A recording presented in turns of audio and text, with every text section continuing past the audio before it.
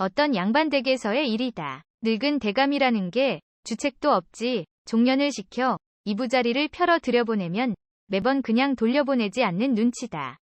마나님이 그 거동을 알았으나 며느리 손주 며느리까지 있는 점잖은 터수에 집안 시끄럽게 떠들 수도 없고 그러고 보니 대감은 날로 수척해가는 것만 같고 방 은목에 놓은 물그릇이 쩡쩡 어느 몹시 추운 겨울날 밤이다. 마나님이 가만히 보니 대감 사랑방에 살짝 들어간 종년이 나오지를 않는다. 마나님은 부엌으로 가 간단하게 약주상을 차리고 식혜와 홍시를 소반에 담아 때맞춰 일부러 장기침에 신발을 끌며 대감방으로 향했다. 대감이 막 포동포동한 것을 애무하는데 안마당에서 발자국 소리가 점점 가까워진다. 옷을 입힐 겨를도 없이 다락을 열고 발가벗은 종년을 올려보냈다. 옷가지는 펴놓은 이부자리로 덮어가리고 그러는데 마나님이 소반을 들고 들어선다. 방이 춥지나 않으셔요? 대감은 찜찜하니 부인이 따라주는 약주 한 잔을 비웠다. 그런데 그만 좀 가주었으면 좋으련만 자꾸만 얘기 실마리를 꺼낸다. 셋째 홍기가 닥쳐오는데 어디 마땅한 데라도 있으세요? 손주 며느리 친정아버지 회갑이 가까워 오는데 무얼 해보내야 하죠? 절에 공부하러 간 셋째 손주는 요새 잘 있는지 옷도 보낼 겸 누굴 좀 보내보셔야죠. 대감은 얘기가 통기로 들어가질 않는다. 그래 눈을 개슴츠레하게 뜨고 서나품을 자꾸 한다. 마나님은 속으로 웃었다. 요만큼 지냈으면 약이 되었겠지. 고단하실 텐데 그만 쉬세요. 마나님이 일어나 나간 뒤 대감은 벌떡 일어나 다락문을 열었다. 간신히 끌어내리고 보니 빳빳한 동태가 돼 쪼그리고 앉은 채 다리도 펴지 못한 종년이 무슨 말을 하려는 모양인데 얼마나 얼었던지 다닥다닥 아래 위 이만 부딪힌다. 문지르고 주무르고 얼마 동안 수선을 떨어서 간신히 옷을 입혀보냈다. 다음날 이른 아침부터 부엌에서는 콜록콜록 기침소리가 멈추질 않는다. 마나님이 빙긋이 입가에 미소를 띠며 부엌으로 들어갔다. 계속 기침을 해대는 종년의 등을 어루만지며 다정한 목소리로 말했다. 곧불이 단단히 들었구나. 네 방이 춥더냐? 아니면 찬물에 목욕이라도 했냐? 종년은 고개를 푹 숙인 채 모기소리만 하게 말했다. 아니에요. 마나님은 능청스럽게 말했다. 어쩌녁 네가 대감방에 이부자리 펴주러 갈 때만 해도 기침을 안 했는데. 그날 밤 종년이 그전처럼 이불을 펴러 오자 대감이 또 손을 잡아당겼다. 싫어요. 누구 얼어 죽는 꼴 보고 싶으세요? 멀리서 종년이 대감방에서 금방 나오는 걸 보고 마나님은 빙긋이 웃었다.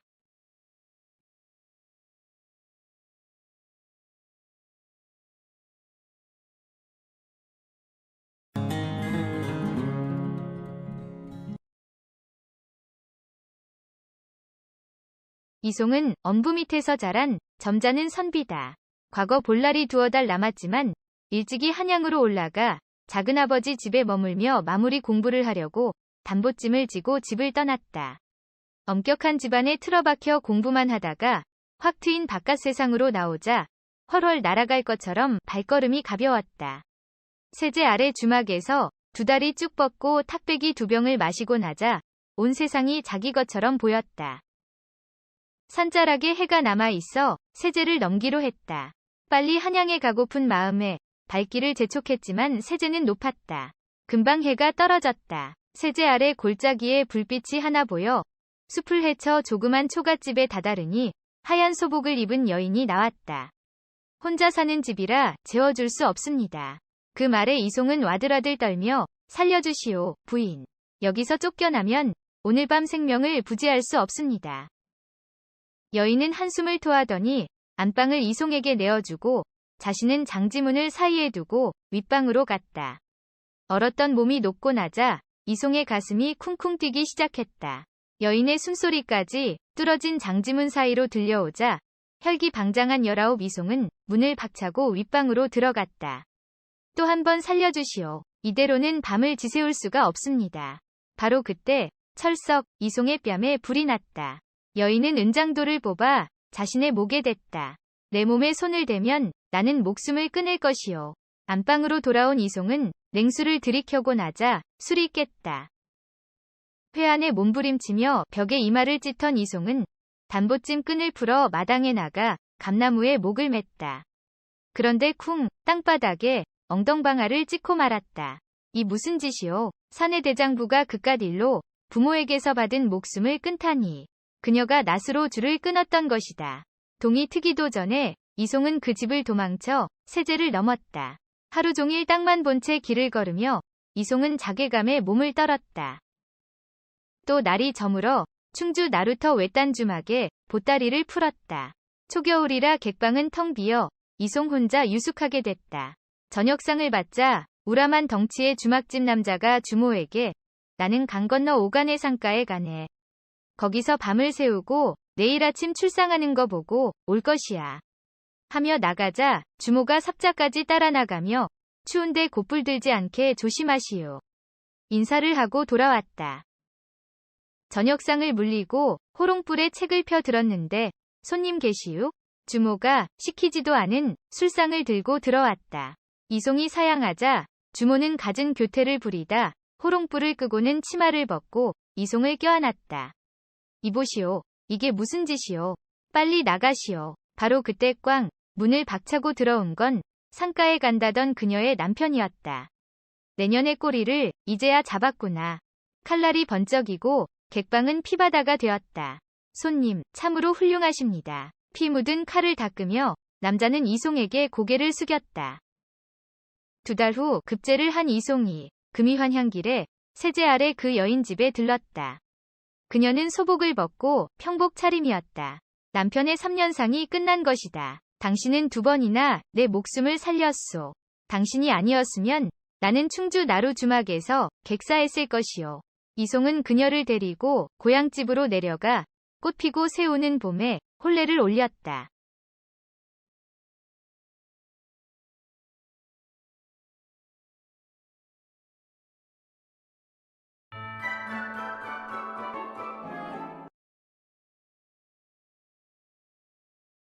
서리로 있는 상놈 장호복은 힘세고 놀기 좋아하는 서리로 누구의 말이든 듣지 않기로도 유명했다. 장호복은 당시에 있어 놀기만 좋아하는 사람이 아니었다. 약한 자를 돕고 강한 자를 억제하며 불의를 배격하는 협객 기질의 대장부였다. 그리하여 거리의 강자도 그의 앞에서 강자 행세를 못하고 꽁무니를 뺐으며 또 불의가 굴복하였다. 이러한 장호복이 언젠가 대취하여 서울 종로 광통교를 지나려 할 즈음에 가마 하나가 지나가게 되었다. 그런데 그 가마의 뒤와 좌우에는 계집종이 많이 따르고 있었다. 이때 가마를 들고 가는 남자 하인은 오복이 취해 떠들면서 지나가는 것을 보고 소리쳤다. 썩 물러서라. 네 앞에서 이렇게 무례한 행동을 하느냐? 그러자 오복은 눈을 부릅뜨고 호통을 쳤다. 이놈, 네 놈이 내 몸에 주먹을 대려 해? 주먹이 떨리지 않니? 내 놈이 그런 용기를 낸 것은 이 가마 속에 있는 사람을 믿고 그랬을 것이다. 나는 내 놈 대신 이 가마를 없애버리겠다. 그러고는 가지고 있던 칼을 꺼내어 가마 밑을 사정없이 찔렀다. 그 칼끝이 공교롭게도 가마 안의 요강에 찔려 쨍그렁하는 소리가 요란스럽게 울렸다. 그런데 이때 가마를 타고 있던 사람은 장원수 지향의 애첩이었다. 당시 지향은 훈련대장이란 직책에 있으면서 포도대장까지 겸하고 있었다. 지향은 자기의 애첩이 망신당한 사실을 듣고는 시각을 다투어 명령을 내려서 오복이를 잡아들이게 하였다. 그리하여 오복은 결박을 당하여 장원수 앞으로 끌려왔다. 장원수는 오복을 보기가 무섭게 노발대발하면서 소리를 높여 호령을 하였다. 이놈, 죽을 죄를 저질렀으니 너는 당장 극형을 받아야 한다. 그러나 오복의 귀에는 죽인다는 소리, 호령하는 소리가 무섭게 들리지 않았다. 오복은 이 위협하는 말을 듣고 소리내어 웃고만 있었다. 장원수는 높이 앉아 오복이를 내려다보며 말했다. 그놈 참 대담하다. 네 놈을 당장 죽일 테니 무슨 할 말이 있거든 말해보아라. 오복은 여전히 얼굴에 웃음을 띠고 대꾸를 하였다. 장군님 아시오니까? 장군님이 포도대장에 임명된 이후로 도둑놈의 무리가 자취를 감추었고 또 소인이 들어온 이후로 거리에 불량배가 나돌지 않고 있소이다. 오늘의 세상에 있어서 대장부로 부끄럽지 않은 존재는 장군님과 소인뿐입니다. 이러함에도 불구하고 장군님께서 천한 계집 하나 모욕한 것을 문제 삼아서 대장부 하나를 죽여 없애려 하시나이까? 소인은 죽는 것은 슬퍼하지 않습니다. 그러나 장군님이 비장부로 끝을 맺는 것이 걱정되는 바울시다. 장군님, 널리 생각하여 선처하소서. 수월치 않은 장지항도 오복의 말에 감동하여 오복을 당장 풀어주었다. 이런 일이 있은 후부터 장오복의 명성이 한층 더 높아졌고 그 이름이 서울 천지를 뒤흔들었다. 그런데 오복이 사는 집 이웃에 가죽신을 만드는 사람인 갓바치가 살고 있었다. 이 사람은 당시 미모의 기생을 한 번 본 후로 마음을 빼앗겨 한 번 만나 운우의 정을 풀려 하였으나 그의 처지로는 그녀를 만나볼 수가 없었다. 그는 오복이가 화류계에서도 한몫 단단히 하는 것을 알고 그의 힘을 빌어 좋아하는 기생과 가까이 하려고 하였다. 그래서 오복이 집에 매일 가죽신 한 켤레씩을 만들어 보냈다. 몇 달 동안 가죽신 선물을 받은 오복은 아무 조건 없이 받기가 민망하여 어느 날 이웃의 갓바치의 집을 찾아갔다. 갓바치는 오복이 찾아오자 정중히 상자로 모셨다. 이런 천한 갓바치의 집을 어떻게 찾아오셨습니까? 오복은 주인의 안내로 자리를 잡은 후 대답했다. 나는 오늘 신대금을 지불하러 왔소. 그 대금이 모두 얼마나 되오? 갓바치는 이 말을 듣기가 무섭게 놀라면서 말했다. 그게 무슨 말씀이오니까? 대금을 받고자 신을 만들어 올린 것은 아니올시다. 그런 말씀은 그만두십시오. 그럼 수고 값이라도 내야 하지 않겠소? 그런 말씀도 두 번 다시 하지 마십시오. 그런데 제 청이나 하나 들어주십시오. 무슨 청인데? 웃지 마시고 들어주십시오. 저도 사나이인 까닭에 어떤 기생을 마음에 두고 혼자 연모하고 있습니다. 그러나 저 같은 놈이 그런 기생을 가까이 하는 것은 하늘에 올라가 별을 따는 것보다도 어려울 것입니다. 그렇기 때문에 서리님께 청하는 것이오니 소인을 위해 한번 힘써 주십시오.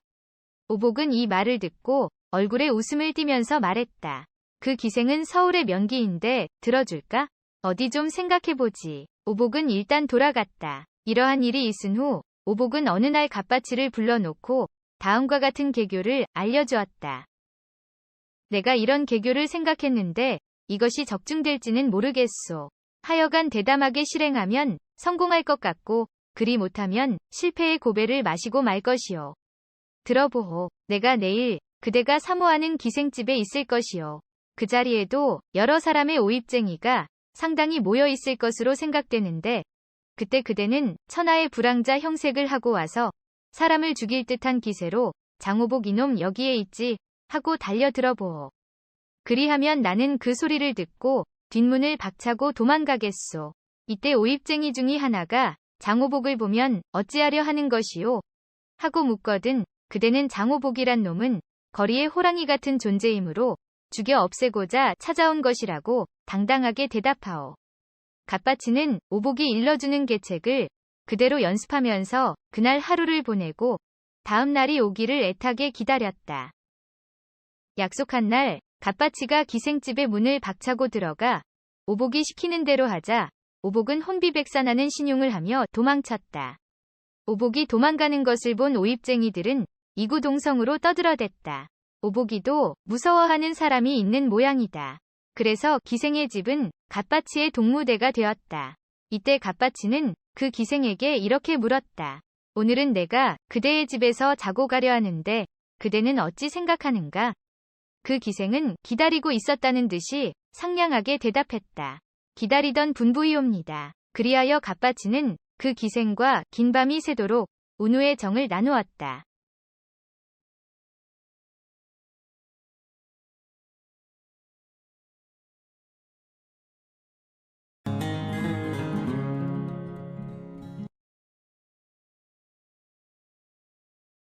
한 사냥꾼이 사냥을 하러 산으로 갔다. 그가 풀어놓은 매가 꿩을 보고 뒤쫓기 시작했다. 매를 보고 다급해진 꿩은 정신없이 도망치다가 마을로 내려와 닭을 많이 키우는 집으로 날아들었다. 꿩을 쫓아온 매는 아무리 찾아도 꿩이 보이지 않자 꿩 대신 닭이라고 그만 닭 한 마리를 덥석 물었다. 커다란 닭은 꽤 먹음직스러워 보였다. 뒤를 돌아다 보니 주인은 아직 보이지 않았기에 매는 닭을 주인에게 줄 생각은 않고 구석진 곳으로 가서 맛있게 먹어치웠다.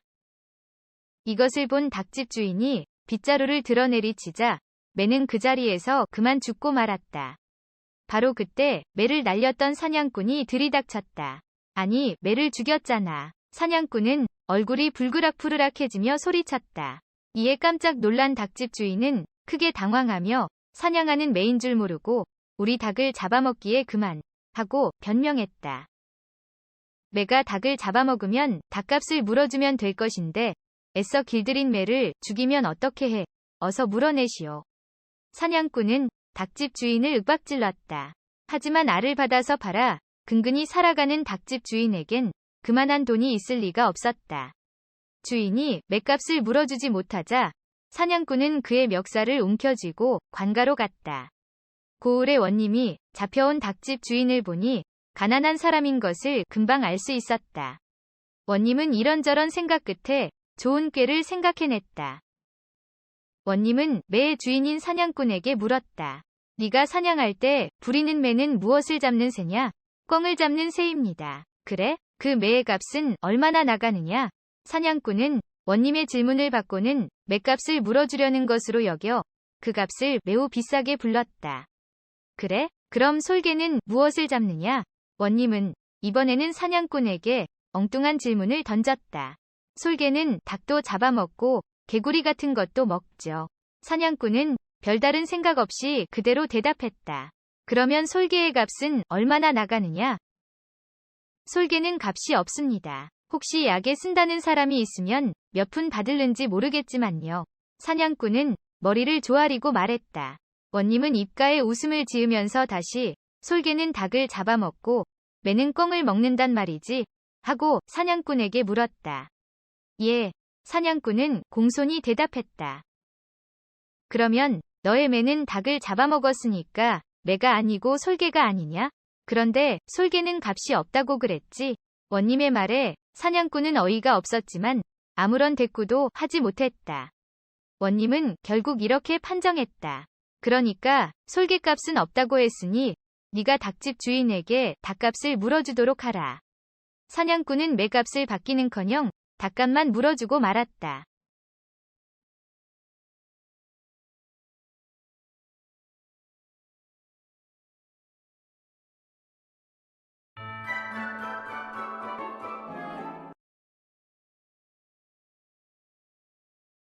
어떤 절이 상자가 자기의 스승인 스님에게 거짓말을 하였다.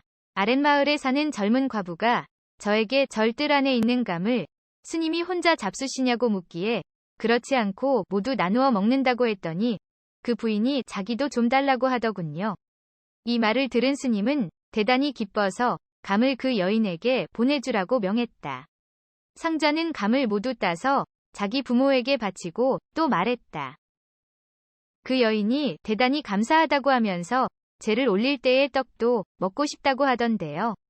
그래서 스님은 또 떡을 보냈다. 그러나 이 떡도 상자의 부모의 입으로 모두 들어갔다. 상자는 또 스님에게 말했다. 그 예쁜 과부 여인이 스님을 꼭 뵙겠다고 그러던데요. 라고 거짓말을 했다. 스님은 하도 반가워서 날짜를 정하여 만나기로 했다. 상자는 과부의 집에 가서 자기 스승이 폐를 앓고 있는데 의사의 말이 여인의 신발을 따뜻하게 해서 가슴에 대면 낫는다고 하니 신발 한 짝만 빌려달라고 했다. 영문을 모르는 과부는 선뜻 자기의 신발 한 짝을 내주었다. 신발을 얻은 상자는 절에 돌아와서 문 밖에서 몰래 스님이 있는 선실을 들여다보았다. 스님은 방을 깨끗이 청소하고 자리를 깔고는 혼자 웃으며 독백하였다. 나는 여기 앉고 그녀는 저기 앉고 내가 그녀에게 음식을 권하여 먹은 후에 나는 그 여인의 손을 잡고 방으로 들어가서 은근한 재미를 보게 되었군. 이때 상자가 문을 왈칵 열고 들어와 신발을 던지며 말했다. 일은 모두 끝났습니다. 내가 그 여인을 데리고 문에 이르러 스님의 하는 짓을 보고는 여인이 크게 노하여 너의 스승은 미쳤구나 하면서 도망을 가버렸습니다. 나는 뒤를 쫓아갔으나 미치지 못하고 그녀가 버리고 간 신 한 짝만 이렇게 주워왔습니다. 스님은 머리를 푹 숙이고 뉘우치면서 말했다. 너는 내 입을 쳐달라고 하였다. 상자는 곧 목침을 들어 중이 입을 갈겼다. 스님의 이빨이 모두 부러지고 말았다.